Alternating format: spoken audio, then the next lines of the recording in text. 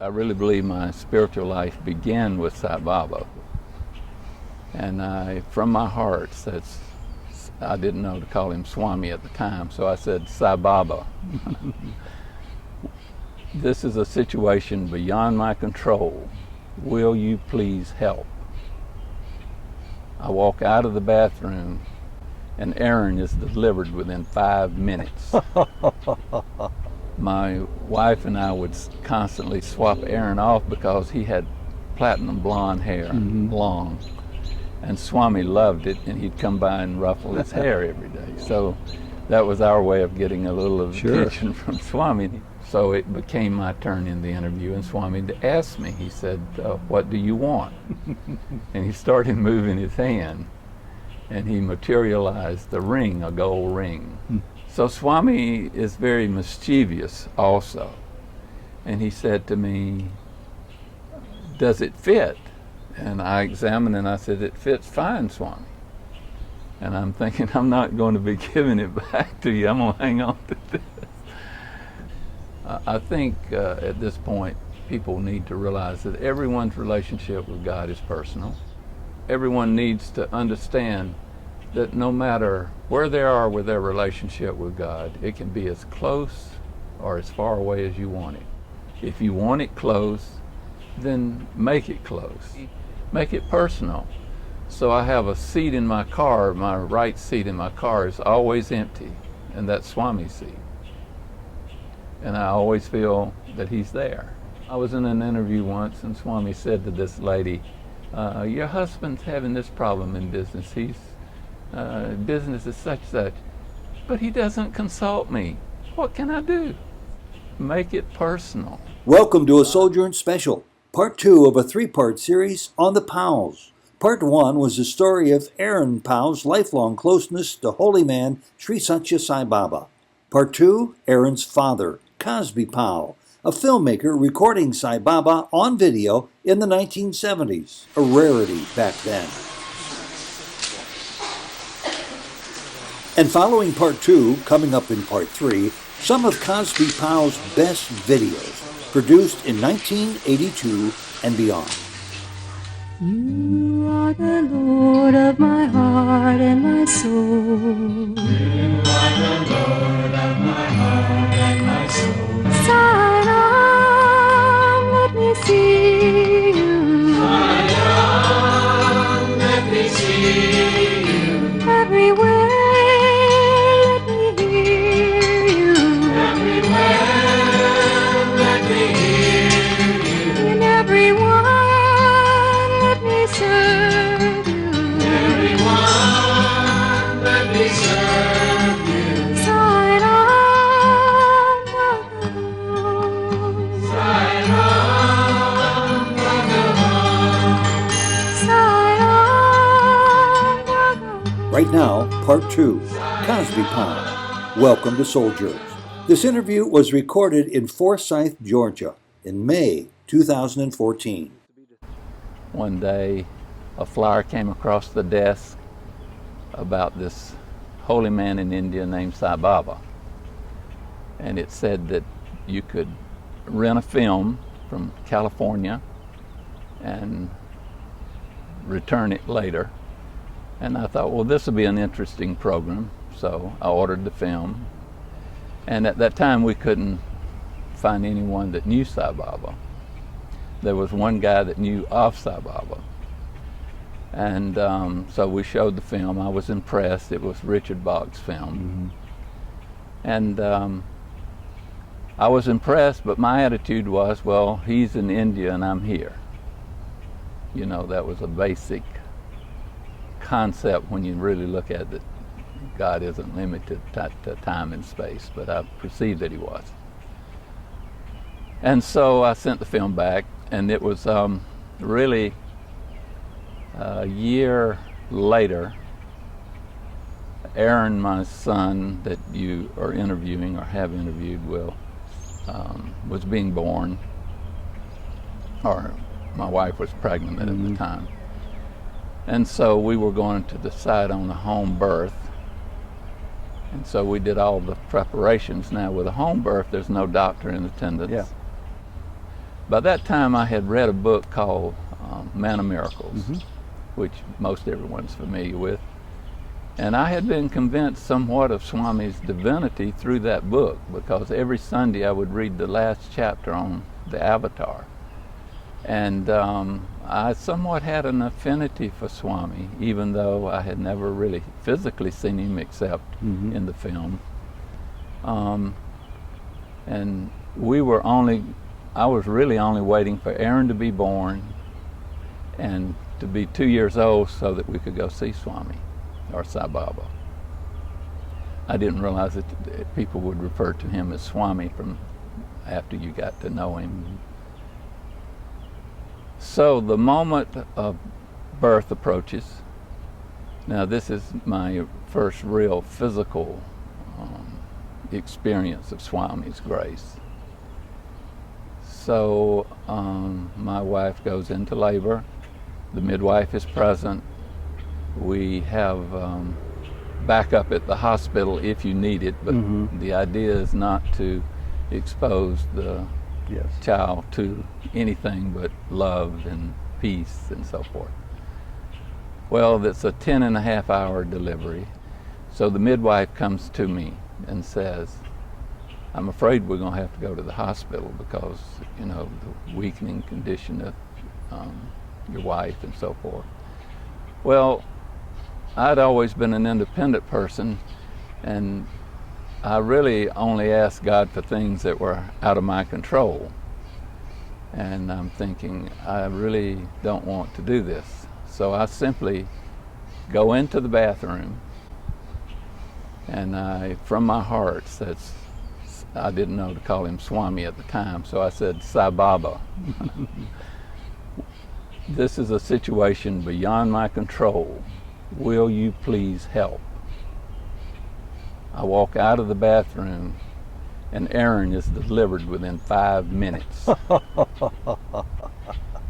Now, you know, your mind tries to wrap itself around this, but, you know, this had been a progressive thing for hours. Well, I didn't know Swami at the time, and I didn't know that he liked to repeat things. So we were happy that Arron was born, but then there was a problem with the placenta. There was a problem there. That was not delivering. And again, the midwife comes to me and said, well, we're still going to have to go to the hospital.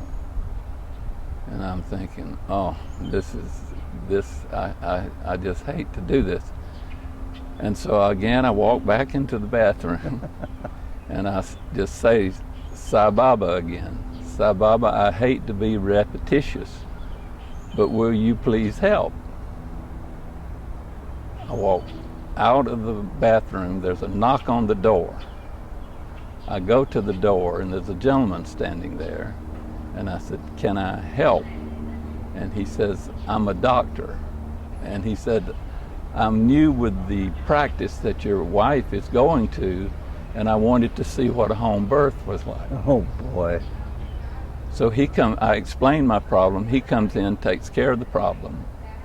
So again, Arron didn't have to go to the hospital, and so it was, that was taken care of. Well, you can imagine this went a long way with me to convince me that...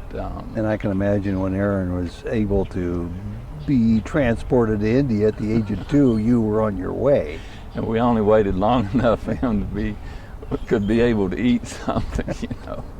Well, let's take us up to Puttaparthi. When you get there, your first time to see Baba, you don't know that much about him probably even still, and your son's with you in your arms. How was that first meeting?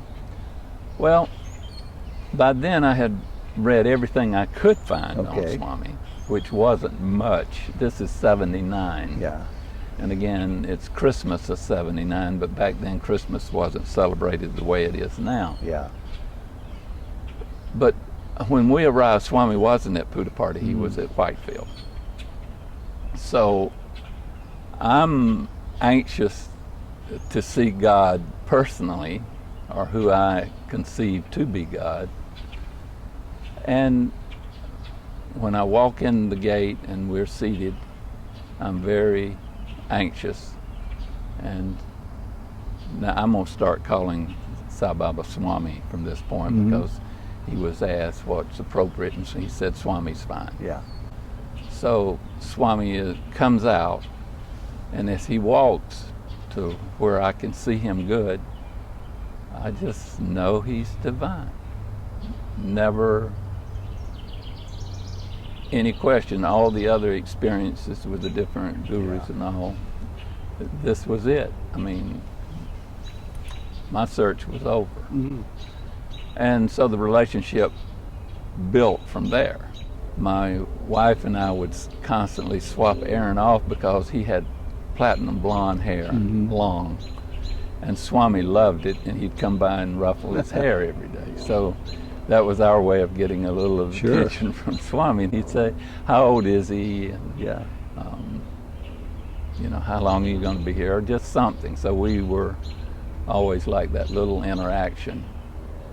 But mainly, except if you didn't have Arron, Swami ignored you, or seemed to ignore you. But he builds you to a point that you search within yourself for some way to overcome that. So the first trip, I was just happy to be there. Now, you know, we return, and I'm in real estate at the time, and so I have a flexible schedule. So 6 months later, I decided I wanted to go to India again. So my wife was involved with other things. I think it's something to do with family. And it was going to be like a 6-week trip, 4 to 6 weeks. And so I took Arron with me. Now, the thing she said before I left, don't let him get sick. Well, you know, that's the kiss of death, I'm sure. As the trip progressed, again, I'm just happy to be there. Love the darshans, but I'm starting to take pictures of Swami at this time. I'm doing still photography. And so Swami, when we arrived, in this time was at Prashanti, but then he moves to Whitefield.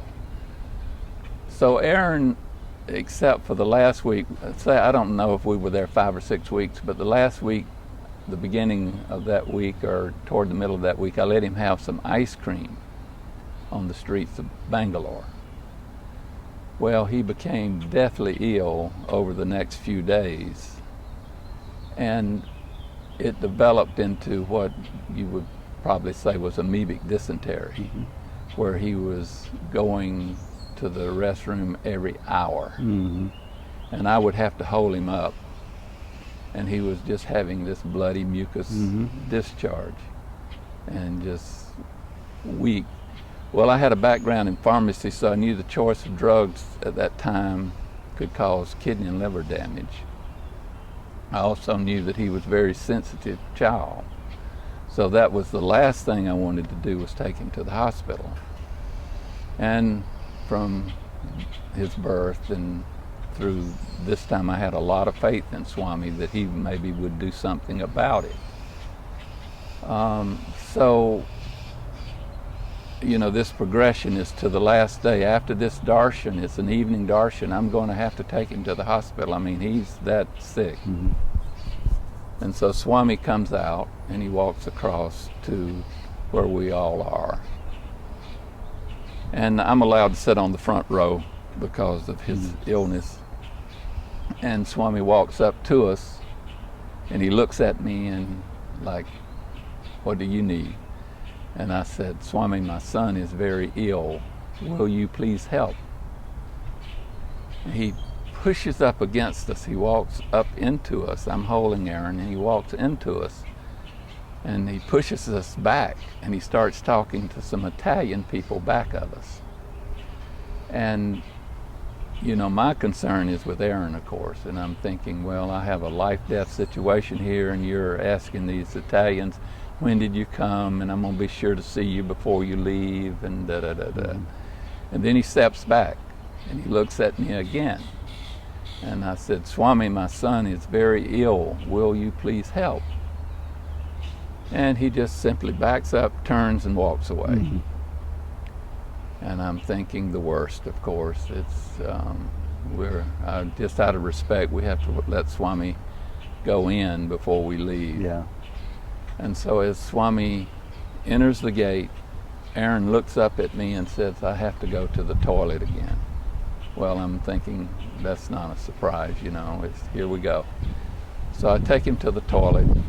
He has a perfectly normal bowel movement, and he starts running around playing as though nothing had ever happened. Wow. Now, being a father, that was impactful to me. Well, this little kid, since before he was born, through Baba, I has know. brought you impactful experiences. Exactly. So, I mean, I'm beside myself. You know, I'm really approaching bliss because, you know, your son is okay. Your son is well. Yeah. And from that point, the next trip, I took another trip 6 more months after that. Well, now we start getting more interesting with some lessons that Swami personally taught me. And the reason I want to share these is that I think it's important that people realize everyone has a relationship with Swami. My third trip, I'm starting to want to have personal interaction with Swami. About 4.5 weeks into the trip, I would always arrive early. We were at Whitefield, and we're at 1980 now. The crowds, there were probably maybe 1,200 people there on a daily basis, so you could get a front row seat if you came early. So what Swami started doing was he would get within 4 people of me, and he would make this circle and come back into the darshan line 4 people away from me. And you know, the first time it happens, you think, well, you know, that's interesting. But then the next darshan, it happens again. And then it happens again. And you're wondering, well, you start wondering everything. You know something is wrong, but you don't know what it is. So you start, though I was doing a lot of meditation and prayer, I increased the meditation and prayer. Well, now it's interesting reaction to the people around you. They pay close attention to what Swami's doing. Well, the people around me realize that if you're close to me, you're not going to get any attention from Swami. So people would leave a space between where I was sitting and the darshan line. And Swami, sure enough, he would loop that. This went on for 6 days, and it was coming to my last day. I had no real answer to this. So the last day, the last darshan, or no, next to the last darshan, Swami comes out, and he's going to walk by me again, you know, and I'm thinking, well, Swami, at least look at me, because then I can take that back, but I'm going back to the United States after, you know, I've got 2 more darshans left, and I'm going back to the United States, and I don't want to take this back with me. So as Swami walked by, instead of looking at me, he looked down. And I'm thinking, well, you know, that really broke my heart. I was just in no man's land. And then as he walks by a few feet, into my mind, as clear as ringing a bell in silence, the voice said, "I looked into your heart, and I was not there." So at that point, I realized I had an intellectual relationship with God. Mm-hmm. It wasn't heart to heart, which I remember reading then, install God in your hearts. See God in the hearts of all people. So that night, I didn't sleep, but for maybe 30 minutes, I meditated just seeing Swami in my heart. The next day, I come, and he comes right over to me, and he blesses me. He puts his hand on my head, and it wasn't the voice this time, but the thought came, now you have the right idea, go home and work on it. Mm. So I think that's a significant lesson, that we need to know that we need to have God in our hearts, not in our minds. Well, it's a refrain we hear over and over again on this path, and you learned it. I learned it the hard way. The hard way, yeah. But in a way, it wasn't just for me, it was whoever hears this.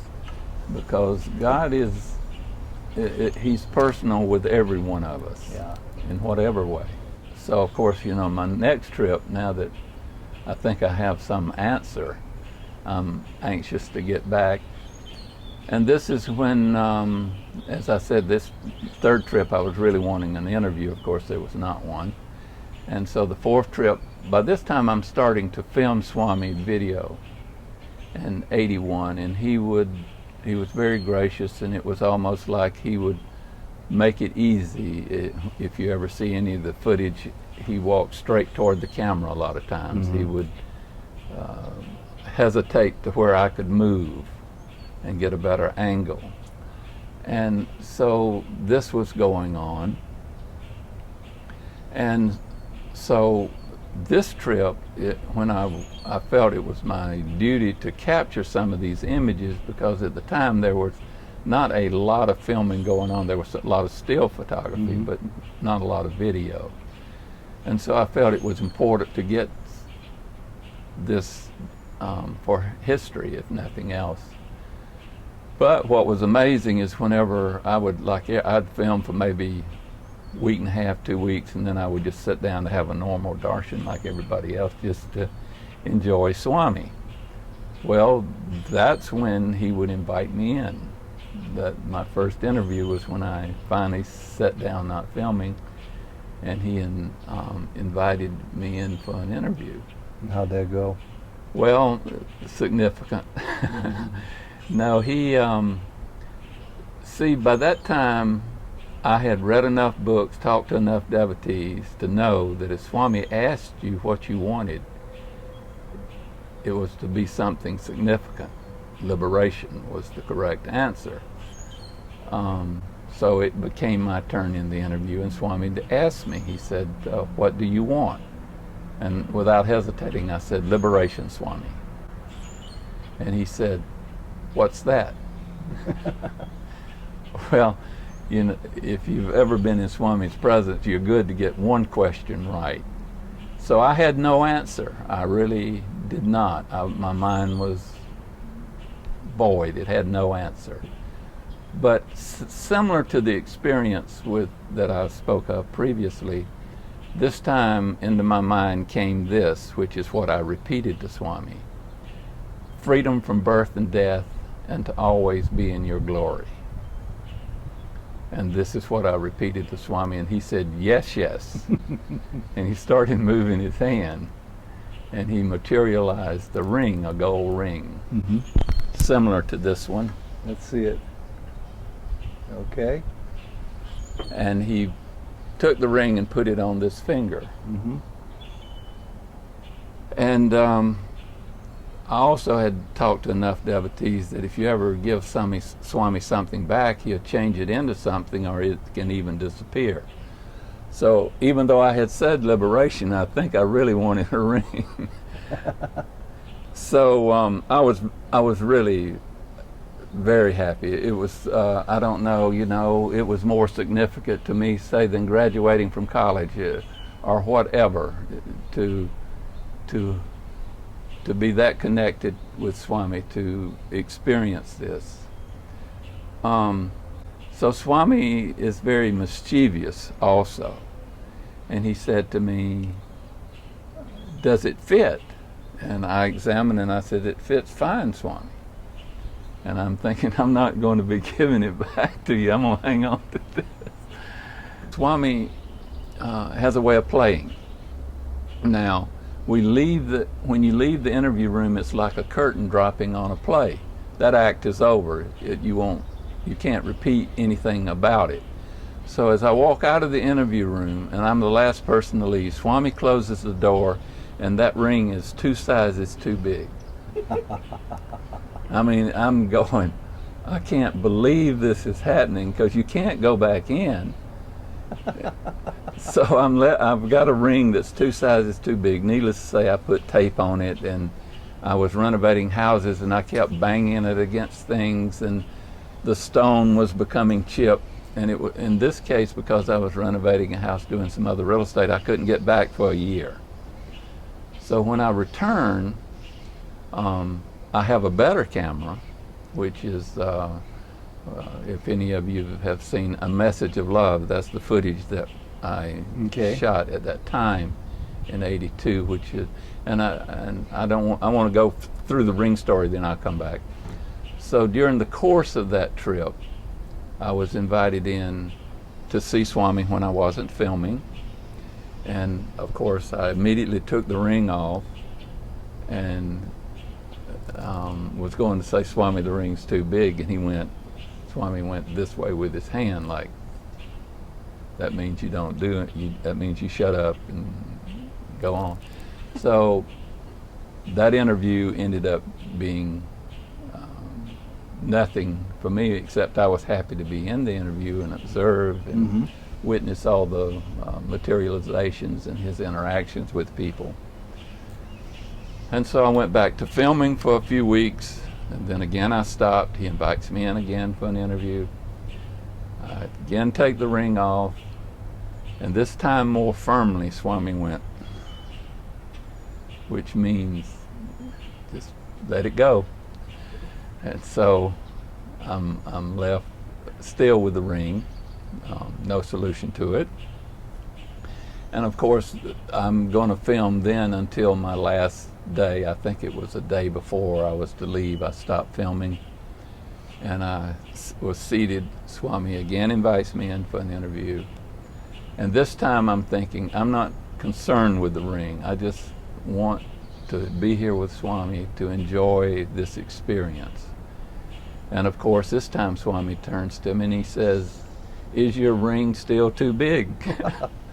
Well, I had never really mentioned this, but it's not surprising to people that he knows everything. I couldn't get the ring off fast enough, and so I handed it to him.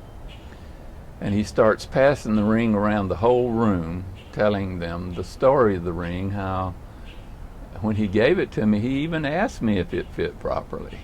And I thought that it did, but evidently it didn't. And he's narrating this story of how I had banged it, and so it comes back to him, and he goes to blow on it. Well, by this time I had experienced a lot of his materializations and so forth. And so, being a little bit crazy, my thought said, well, Swami, since you're going to remake the ring, how about adding some gold around the stone where it won't become detached from the setting? A little crazy and a little greedy at the same time. And he blew on it, and I could see it just brighten up. It was like light just hit it. And so he made this ring, and he went and... Hold it up one more time. Okay. Go ahead. Continue. All right. And so he took the ring, and he put it on this finger here, and it wouldn't go on. And because I didn't wear jewelry, I didn't know that, I had different size ring fingers. He simply took it off and he put it on this finger. And he says, see, it fits perfectly. And so it's been on except for a few times here and there. And he did add gold around the stone. And so in that sense, I've had this ring since '82, and I've raised kids and never take it off. So it's great. An amazing ring, really. Well, you certainly did need to have your faith strengthened or your understanding expanded. What did this mean to you? Well, it was a constant connection. It's like I really believe that you don't really need a ring to be connected with Swami.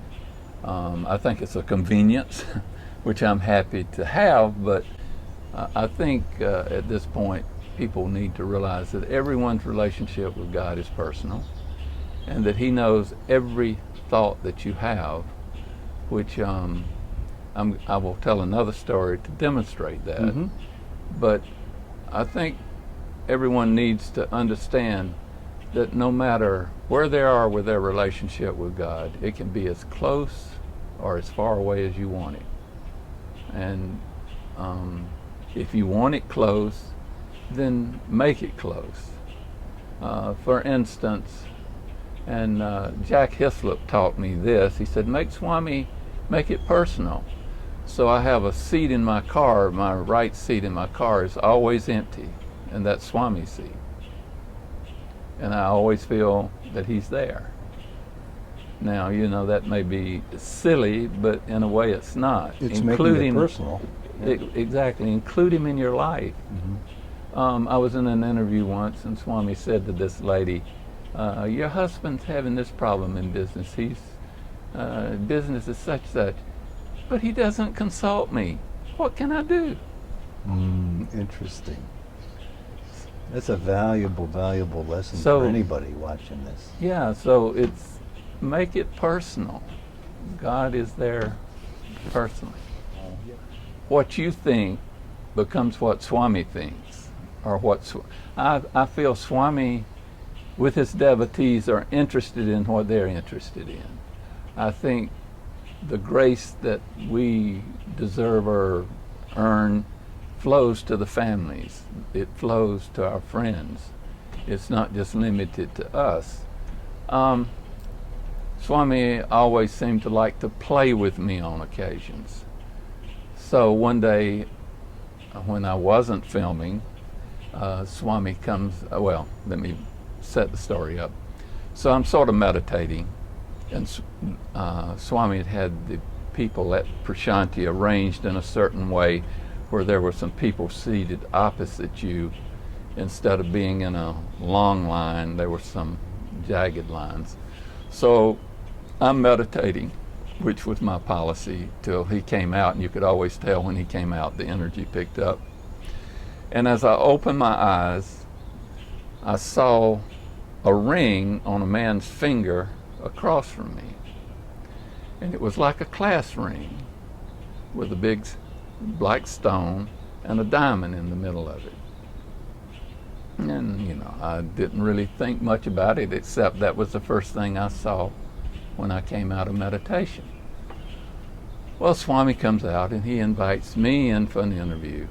And so I go in. And as I'm in the interview, in front of me, and slightly to the side, there's this guy with that ring. And I'm thinking, now this is interesting. This man's invited in also. So of course Swami looks at the guy in the course of the interview and said, ask him to give him that ring. So Swami takes the ring, blows on it, and it changes into this silver ring with Swami's picture on it. And he hands it to the guy. And the guy takes it and he goes to put it on. Swami says, no, don't put it on. And then Swami goes about conducting the rest of the interview.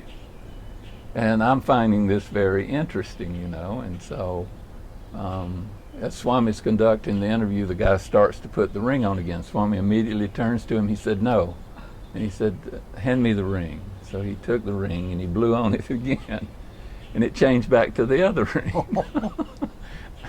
My point, don't get something back. So he hands the ring to the guy. And he said, your father gave you that ring, didn't he? He has a lot of sentimental value to you. In other words, he was, but Swami likes to play, really. So the guy has the ring and he ends up putting the ring on. And so that was pretty much the interview, for me, except observing the interactions and listening to Swami talk and so forth. So I go back out And for whatever reason, I didn't film the next day either. So that morning I was seated for darshan like everyone else. Swami walks up to me and he said, where's the guy with the ring? I'm going, I don't know, Swami. I don't know the guy, you know? And he says, find him and bring him to the interview room. Sure, Swami. And so I get up and I go through every person there, you know, and they all hoping I'm looking for them, right? So I'm disrupting the whole darshan, you know, looking for this guy. And by that time, Swami's gone to the women's side and so forth. Well, I don't find the guy, so I follow Swami's instructions exactly. I've always made it that policy. Whatever he says, he said, find and bring. I did not find, so to me, the bring did not apply. Well, you know, a lot of the saber dolls and all had grown to know me then. They were motioning for me to come up, you know, to go for an interview. And I said, no, that's not the instructions. So the next day I said, well, this is unfinished business. I'm going to see what Swami wants to do, you know, do about it. So again, I'm not seated, and he comes over to me, walks right off the veranda, walks over to me, he says, well, where's the guy with the ring? Well, by this time I'd gone to the administration's office and found that the guy had left. I said, Swami, he's gone. He went, oh, he's gone, you know, he just walks off. So there's humor in some of this. I mean, I just feel any kind of interaction with Swami is a blessing. We were all blessed to participate in that little drama. I think Swami does some of this, though, is to entertain and change things around the ashram, you know, make things a little interesting. And I've heard of other people that he's sent on these little missions of futility where there's really no body to find. You gave it your all, and that's all you can do. Yeah. Yeah. But, you know, I'm just happy to participate. Cosby, great stories. Thank you very much. And more will be revealed as we have a chance, additionally, to hear about how your life grew and changed as a result of Baba coming into your life. Thank you. Thank you. Sai Ram. Sai Ram.